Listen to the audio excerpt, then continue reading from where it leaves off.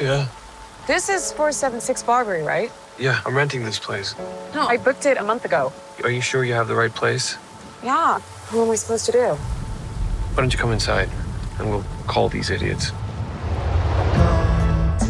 So I've never rented an Airbnb.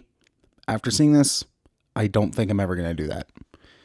So I heard about this movie a couple months ago. I think the first time I saw it being advertised was when I went to go see Nope. And the trailer really intrigued me. Then I started seeing people talk about it like on Twitter. And they were saying that it's really, really good. But go into it completely blind. Don't look at anything. Don't look at anything else besides, like, if you've already seen the trailer, that's enough. You don't need to see anything else.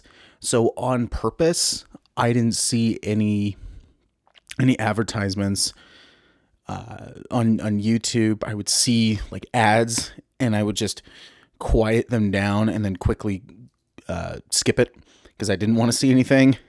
And I'm very glad that I did, because this one generally surprised me in how good it was.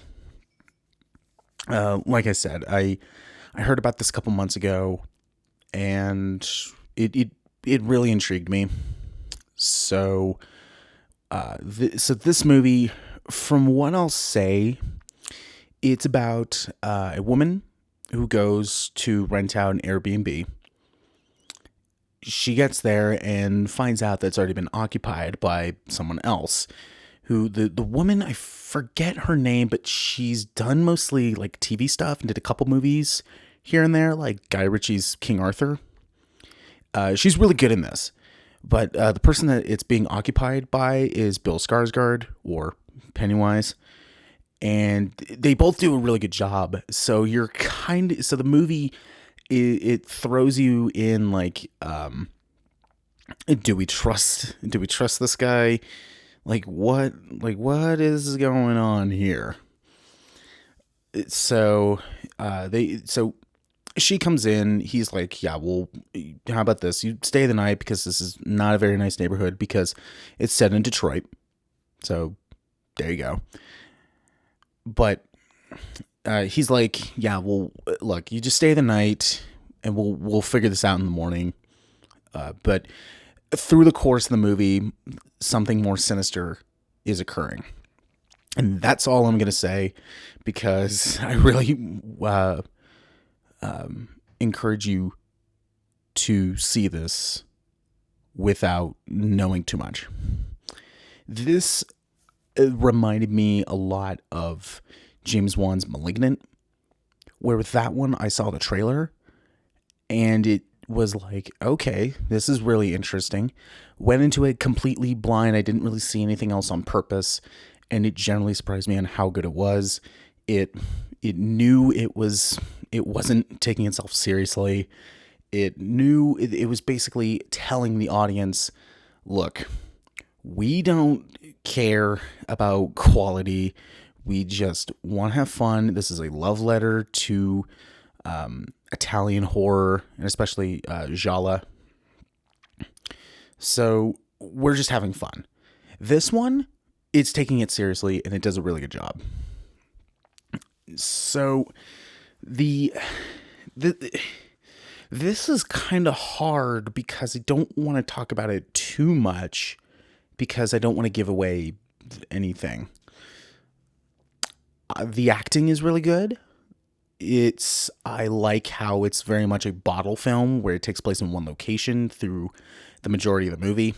I do like that. I'm not renting out an Airbnb after this. So if people see this movie and then Airbnb's their net worth is dropping, it's probably because of this movie. The acting is really good. The atmosphere is really good. The way they're setting up the scares is really good. The cinematography too is really good. There's one shot where a character is coming out of a room and it's like pitch black, but you're seeing them come out of the room, but also on the other side of the screen, you see another door that's open, and you're just kind of waiting for something to happen. And the way that shot is just set up is really well done. I also like when stuff happens, it's not it's slowly building up, and then it hits you, and it's like, oh, what am I watching right now? And that's another thing too, is that this movie is filled with surprises. It's full of twists and turns. Like, I was going like, okay, here we go. Oh, well, they just did that. All right. And then it progresses past that, and then it gets more crazier, and then more crazier, and then more crazier. So it's like, so it's just kind of like a, let's top the last thing that we just threw at you. And it does a really good job at it. The negative. Now, I don't like jump scares. Not because I get scared by them.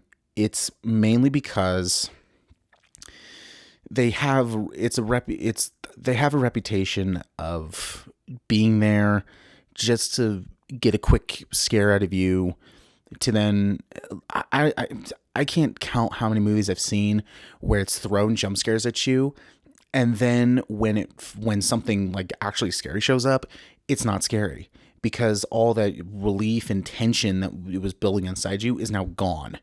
So then when like a creature shows up in a jump scared filled movie, you're like, that's not scary because all the tension's gone. You know, all the fear that I have built up inside me is now gone because you wasted it on the jump scares. This movie has a couple, but they use it very effectively. I think the only times when jump scares are effective are when it's in a movie like this where it doesn't rely on that. And, you know, it gives you the false scare. If you do that a couple times, then you're expecting it to just be false scares.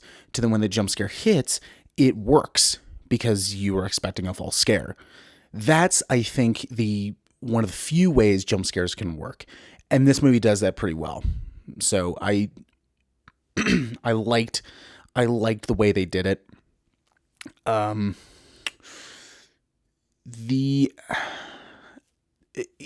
Towards the end, it was like, okay, it's getting crazy, then crazy, then crazy.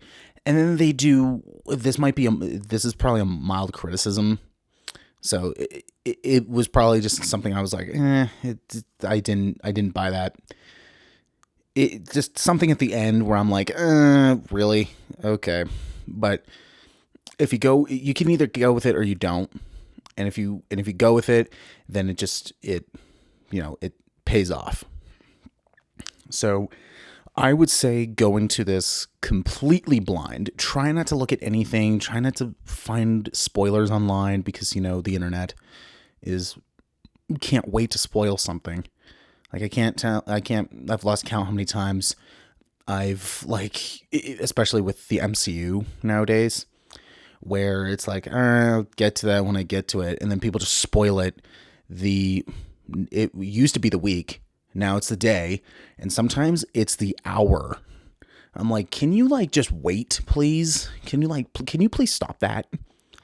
And because this is kind of a small movie that is being pushed by a big studio like 20th Century, who's owned by Disney, it's a bit surprising that this movie isn't getting more viewers.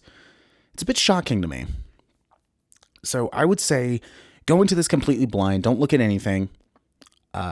If you do that, then all the twists and turns, you're going to have a fun time with the movie. And they use practical effects, which is awesome. So that's always a plus for me. And this, I think, was one of the best horror movies of the year. To me, it gets a great. Like I said, the acting was really good. The cinematography was really well done. The tension, the building up to the scares, I thought was really good. And then once stuff hits, it's like, oh, well, I wasn't expecting that. And it just gets crazier and then crazier and then crazier. And then by the end, you're just like, wow, that was really messed up. And I looked up the director who also wrote it. I haven't seen anything else he's done. In fact, I haven't heard of anything this guy's ever done before. So I can't tell if this is kind of like his big debut into movies or what, but this is a really, really good one. So definitely recommend this movie. It gets a great, and yeah, the Airbnb, that is never going to happen. So in the past, if you've rented out Airbnbs, you probably are not going to like this movie because it's going to affect you renting more in the future.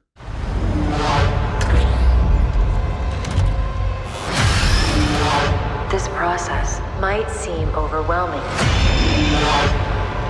but with a little practice, it can soon become a pleasurable experience. This is perfectly natural